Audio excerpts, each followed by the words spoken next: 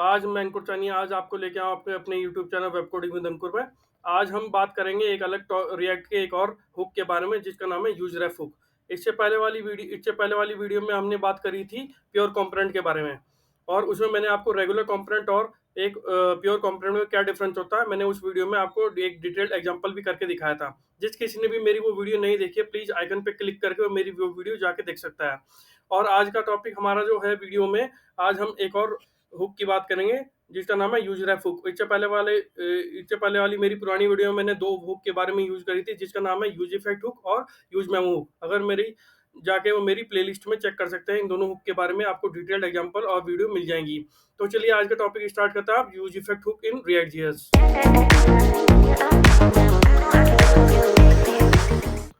जैसा कि आपने वीडियो में देखा कि आज का हमारा वीडियो का जो टॉपिक है वो है यूजरेफ इन हुक इन रिएक्ट जेएस। ठीक है, जैसे इससे पहले भी मैं हुक के बारे में बात करी थी, तो आज मैं वीडियो आपके लिए एक और हुक के बारे में लेकर आऊँ जिसे हम यूजरेफ कहते हैं। यूजरेफ जैसे कि नाम से ही पता चल रहा है कि यूजरेफ जो होता है रेफरेंस के लिए यूज होता है, और ये बेसिकली यूज होता है जो कि हमारे एचटीएमएल एलिमेंट होते हैं उनको हम मैनिपुलेट करने के लिए। कई बार क्या होता है, जो हमारी स्टेट या प्रॉप होते हैं जो हम रिएक्ट कंपोनेंट में यूज करते हैं, कई बार उनकी लिमिटेशन की वजह से हम अपने इसमें यूज नहीं कर सकते हैं एचटीएमएल एलिमेंट। तो इस चीज को सॉल्व करने के लिए रिएक्ट ने हमें यूजरेफ हुक प्रोवाइड किया है, जिसकी हेल्प से हम एचटीएमएल एलिमेंट को या डोम के एलिमेंट में हम मैनिपुलेट कर सकते हैं। अगर हमें डायरेक्टली डोम में मैनिपुलेशन करना है तो हम स्टेट या प्रॉप्स की हेल्प से नहीं कर सकते, या कर सकते हैं तो एक लिमिट तक ही कर सकते हैं, उससे ज्यादा हम उसमें नहीं कर सकते। तो उस चीज को सॉल्व करने के लिए यूजरेफ हुक इंट्रोड्यूस किया हुआ है। यूजरेफ हुक क्या करता है, हमारे जो एचटीएमएल एलिमेंट होता है जैसे इनपुट टाइप, अगर हमें जैसे हमारे फॉर एग्जांपल अगर हमारे पास इनपुट फील्ड है तो उसमें हमें फोकस या कलर, हमें कुछ ऐसी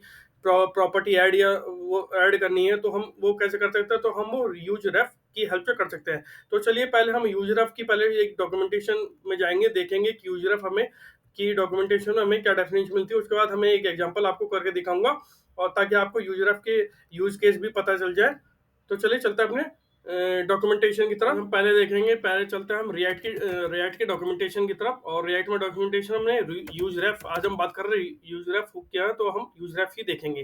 तो जैसे कि आप देख सकते हैं आपके सामने यूजरेफ आ गया है, जो कि बता रहा है कि यूजरेफ एक क्या रिएक्ट हुक होता है, जो कि एक रेफरेंस वैल्यू डन और नीडी फॉर रेंडरिंग, मतलब रेफरेंस वैल्यू, जो भी मैंने आपको बताया कि यूजरेफ जो होता है बेसिकली रेफरेंस के लिए काम आता है। जैसे कि आपको यहाँ बेसिक सिंटैक्स इसने बताया हुआ है कि कांस्टेंट में रेफ इक्वल टू यूजरेफ करके हमने वो करना है। देखिए यहाँ लिखा है manipulating the DOM element, it is particularly common to use a ref to manipulate the DOM. मैंने जैसे कि आपको बताया है कि जो हमारा यूज रेफ होता है वो बेसिकली मैनिपुलेट करने के लिए, डोम को मैनिपुलेट करने के लिए काम आता है। ठीक है, तो इसके लिए रिएक्ट का जो बिल्ट इन सपोर्ट होता है और रेफ ऑब्जेक्ट होता है वो इनिशियल वैल्यू में नल रहता है। ठीक है, ये यूज रेफ हम देते हैं, इसमें हमें यूजर वैल्यू पास करनी पड़ती है। ये क्या करता है, इसमें ये कहता है React save the initial reference value once and ignore it to the next render, मतलब एक बार वो वैल्यू सेव कर लेता है और दोबारा री रेंडर होने पे उसे चेंज नहीं करता है। तो इस तरह से हम यूजर को यूज कर सकते हैं। तो आपको मैं एक एग्जांपल करके दिखाऊंगा, इंटरेक्टिव एग्जांपल, जिसमें आप यूजर हुक जिसमें मैं यूज करूंगा, और आप एक अच्छे से समझ पाएंगे कि यूजर हुक क्या होता है। तो मेरे इस एग्जांपल में आप देखेंगे कि मैं एक इनपुट टाइप लूंगा फील्ड, और उसमें हम ये यूजर हुक यूज करेंगे, और एक बटन लूंगा और उसकी वैल्यू को अपलोड करवाऊंगा, और एक टेक्स्ट फील्ड लेंगे जिसे हम रेफरेंस देखें, और एक आपकी उस वैल्यू को डिस्प्ले करवाऊंगा। तो चलिए आप और मैं एक एग्जांपल करते हैं यूजरएफ के, ताकि हम अच्छे से यूजरएफ हुक को रिएक्ट में कैसे यूज करते थे समझ पाए। चलिए चलते हैं अपने विजुअल स्टूडियो कोड की तरफ। जैसा कि आप देख रहे हैं कि आज की हमारी वीडियो का जो टॉपिक है यूजरएफ हुक इन रिएक्ट जेएस, तो मैं आपको ये सर्वर ओपन कर देता हूँ। तो लोकल होस्ट मेरा 5139 है, तो यहाँ मेरा देख सकता है और यूजरएफ होगा। तो चलिए मैंने जिस एग्जांपल के बारे में आपको बात करी थी, आज मैं इस एग्जांपल को बिल्ड करेंगे। तो हम क्या करेंगे, एक अलग से फाइल बनाएंगे जिसका हम नाम रखेंगे यूज रेफ एग्जांपल .jsx। ठीक है, और हम इस फंक्शन में कंपोनेंट क्रिएट करेंगे, और इस यूज रेफ एग्जांपल को हम पास ऑन कर देंगे इस ऐप कंपोनेंट के अंदर। ठीक है, तो क्या करेंगे, यूज रेफ, ये आप आ गए और ये सेव कर देंगे। ठीक है, तो चलिए देखते हैं कि हमारा यूजर एफ कॉल हुआ नहीं हुआ। हमारा यूजर एफ कॉल हो गया। ठीक है, ये रीलोड हुआ और ये कॉल हुआ, लेकिन शायद कोई प्रॉब्लम आ गई है इसमें। तो ये सेव नहीं किया मैंने, ये इसलिए सेव नहीं किया मैंने।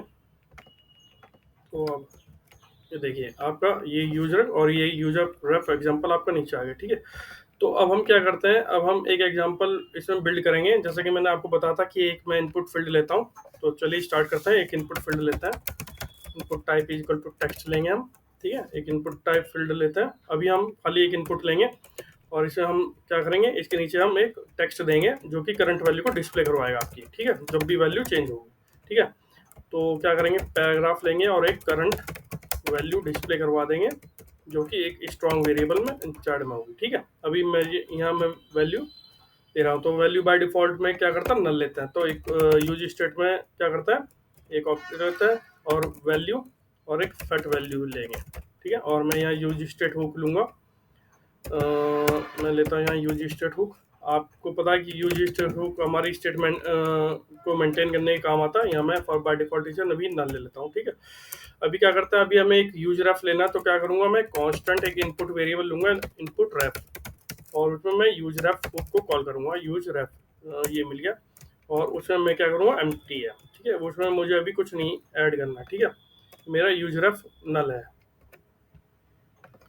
तो अभी मेरा एम्प्टी है, इसलिए मैंने यहाँ से रख लिया। तो अब क्या करेंगे हम इनपुट टाइप में, जैसे कि आपको पता है कि इनपुट जो यूज रेफ हुक क्या होता है, रेफरेंस होता है एक इनपुट टाइप। तो मैं ये क्या करूँगा, रेफ करके मैंने इसे इनपुट रेफ ले लिया, मैं इसके अंदर में इसे इनपुट रेफ लूंगा। अब मुझे ऑन चेंज पे इसकी वैल्यू को चेंज करना है, तो पहले हम इनपुट फील्ड को हम पहले थोड़ा जो हमारा काम है वो हम पहले इनपुट फील्ड करें, बाद में हम अदर चीज़ों पे जाएंगे, ठीक है। तो क्या करता हूँ, ऑन चेंज पे मैं यहाँ करता हूँ हैंडल चेंज, ठीक है। आप कुछ भी ले सकते हैं, मैं यहाँ अभी के लिए एक फंक्शन ले लिया हैंडल चेंज। तो मैं इसके कांस्टेंट वेरिएबल बनाऊंगा हैंडल चेंज, एक पैटारो फंक्शन, और यहाँ करूँगा, और ये मेरा एक इवेंट है, तो मैं इवेंट को पास दिखाऊंगा और इसकी वैल्यू को सेट करूँगा।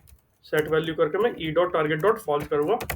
इनपुट में जो हमारी वैल्यू आएगी वो हमें टारगेट के वैल्यू में मिलेगी, ठीक है। अब इस वैल्यू को मैं क्या करूँगा, इस वैल्यू को मैं यहाँ करूँगा डिस्प्ले, ठीक है। अभी बाय डिफॉल्ट आपकी नल आएगी, तो चलिए देखते हैं कि क्या हमें शो होता है पेज पे।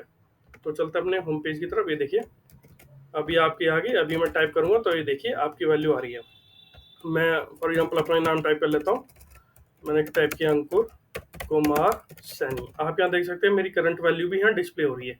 क्यों हो रही है, क्योंकि मैंने एक रेफरेंस वेरिएबल क्रिएट किया जिसका नाम है इनपुट रेफ, और इनपुट रेफ के पास मेरा इस इनपुट वेरिएबल का रेफरेंस है, ठीक है।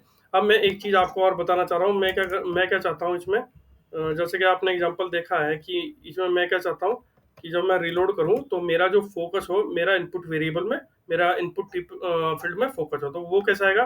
तो उसके लिए क्या करूँगा, मैं एक हुक यूज करूँगा, यूज इफेक्ट हुक यूज करूँगा।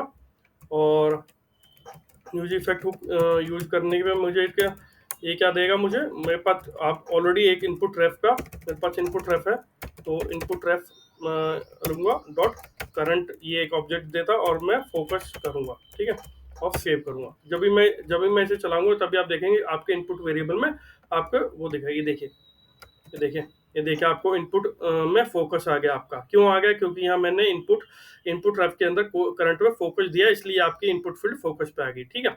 अभी ये सब चीज़ें हो गई, हमारी वैल्यू डिस्प्ले होगी।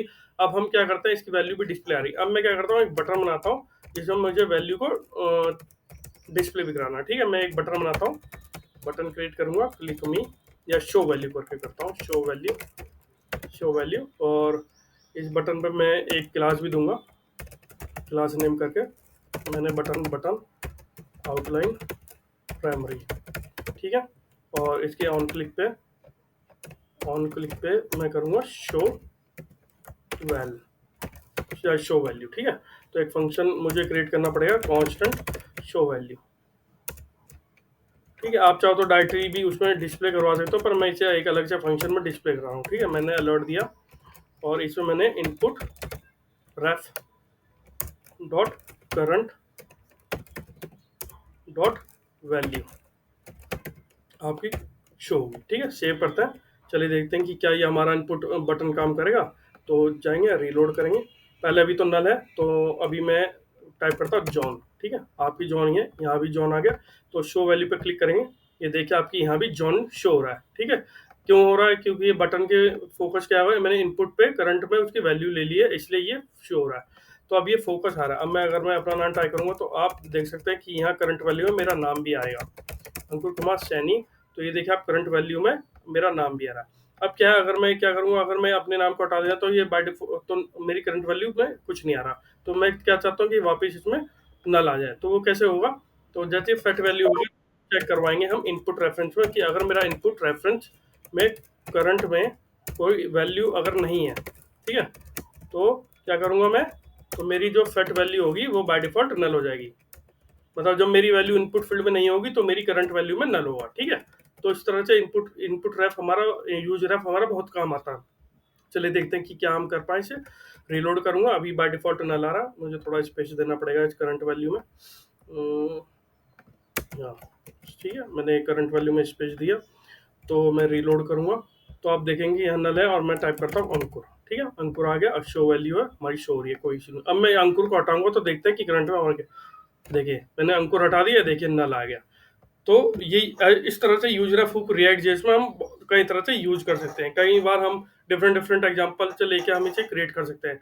क्यों? क्योंकि ये क्या होता है, यूज रेफ क्या प्रोवाइड करता है, एक एग्जांपल दे, एक रेफरेंस देता है डोम में जो भी एलिमेंट हो, चाहे वो इनपुट फील्ड हो चाहे वो टेक्स्ट फील्ड हो। इस तरह से हम अपने एग्जांपल में यूज रेफ एग्जांपल यूज कर सकते हैं। आई होप आपको ये एग्जांपल अच्छे से समझ में आया होगा और ये भी समझ में आया होगा कि यूज रेफ हुक का एग्जाम को हम रिएक्ट जेएस में कैसे यूज कर सकते हैं। आई होप आपको एग्जांपल जो कि मैंने यूज रेफ पे आपको करके दिखाया अच्छे से समझ में आया होगा। मैं आशा करता हूँ कि आपको ये यूज रेफ समझ में आ गया होगा। अगर आपको कुछ भी इशू है इस पर्टिकुलर एग्जांपल में या इस वीडियो में, मेरे कमेंट बॉक्स में कमेंट लिख सकते हैं। आने वाली वीडियो में मैं और भी हुक्स कवर करूंगा अपनी इस रिएक्ट जेएस ट्यूटोरियल में। तो मेरे अगर आपको ये चैनल अगर आपको ये वीडियो अच्छी लगी तो प्लीज़ लाइक कीजिए, सब्सक्राइब कीजिए।